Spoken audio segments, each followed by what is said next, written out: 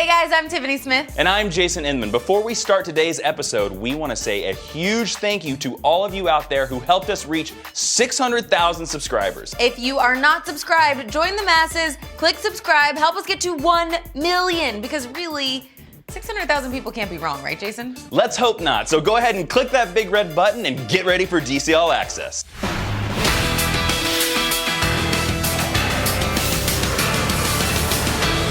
Bruce Wayne is back, even though he's not donning the cape and cowl just yet. But this week, The Dark Knight returns in a special flashback installment of Scott Snyder's Batman that digs up the origin of flowery new villain, Mr. Bloom. You can grab your copy of issue number 44 tomorrow. DC co-publishers Jim Lee and Dan DiDio recently hosted an event with fans to talk about how a DC book becomes a classic. You can catch the full conversation next Wednesday, but here's a little sneak peek to pique your interest. When you hear DC Essentials, what exactly does that mean for the two of you guys? We have all these great shows, movies, great video games. We're reaching more people than ever. How do we take all these people that might be curious or excited, new DC fan, and introduce them to the incredible world of comics, which is really the inspiration for all the great stuff that you're seeing in other media.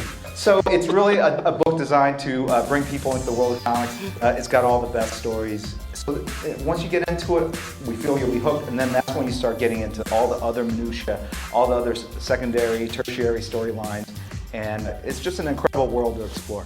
You know, anything can be essential. You know, that's the fun of it all. Greg Capullo and Scott Snyder didn't know each other working together and even questioned if they wanted to work together. And then all of a sudden you get magic when you put the two of them together. And things like that, you can't believe what's going to happen and believe the work that's going to come out of it. And we're sitting in meetings and we're looking over every outline to every book that's coming out in the next 6 to 8 months. Literally going over every outline.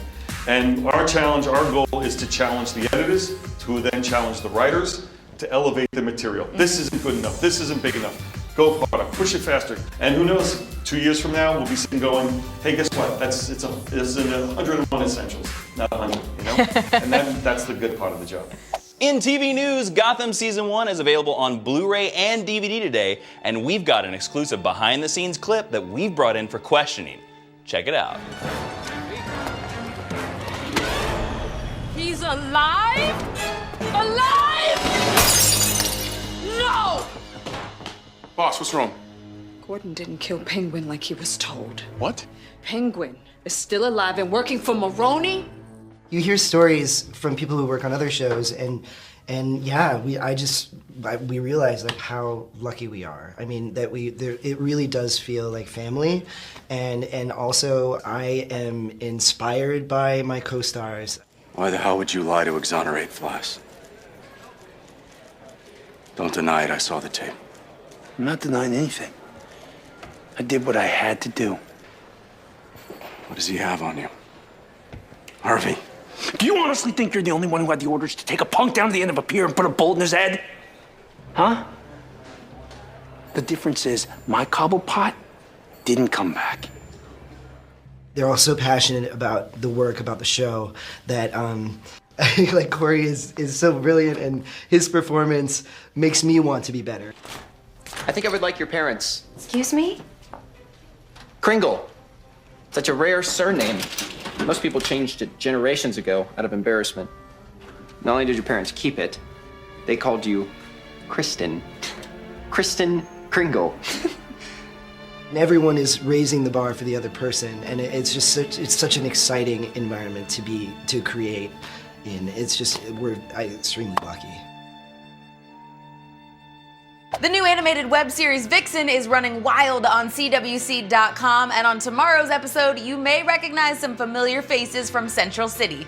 We've got the creatives here behind the show to let us know what's on the horizon for the ferocious female. In our story so far, Mari's come back to Detroit. She's gotten some trouble. Her dad has bailed her out of jail. And now she's finding she's exhibiting these new and strange powers that have attracted the attention of Arrow and the Flash. She's also being observed by a mysterious character who may or may not mean her evil. Throughout the first, this initial run, these first few shorts, she's really hasn't adopted the role of superhero yet. She's a reluctant hero at this point, just trying to figure out where these powers are coming from and what her heritage is. She's not quite to the tights leotard phase yet, but it was fun to be able to draw, you know, this entire bestiary, you know, of characters that basically are her, but they're, you know, extensions of her spirit. Vixen's unique in the CW universe in a number of ways. First of all, she's our first superhero woman of color. Second, she's the first superhero or first metahuman that we've introduced on any of the shows whose powers are not based in science, but rather based in mysticism. And she's also the first superhero whose story that we're telling outside of Central City or Star City. In live action, you could do slow push-ins on people's faces and cut back and forth to single shots when there's a very emotive scene happening. That doesn't work so well in animation because those characters that we're drawing don't have the subtlety of acting in their musculature and in their brow. So you have to play it a little broader. But the flip side of that is our action sequences can be vast and expensive and enormous. Megalyn is this gift on so many different levels. First of all, of course, it's animated, so we've got to cast her for her voice. And Megalyn just came right in and nailed her audition. But the very nice advantage for those of us who produce live action television is that she happens to look the part. So we have, as an option going forward, the possibility of perhaps one day seeing Vixen in live action form as well. To play a superhero is actually like a dream of mine. So to be involved in this is so exciting for me. Also because I think the world is ready for a Mari McCabe. They're ready for a black female superhero and they deserve it. So that's what I'm here for. You think I'm crazy? I don't think you're crazy. I think the idea that your necklace is magic might be a little bit crazy. I know, but what if it's not? Before coming back to Detroit, I spent some time in Central City. I know where you're going with this. And believe me when I tell you that crazy just might be the new normal. Sweetie, what are you doing?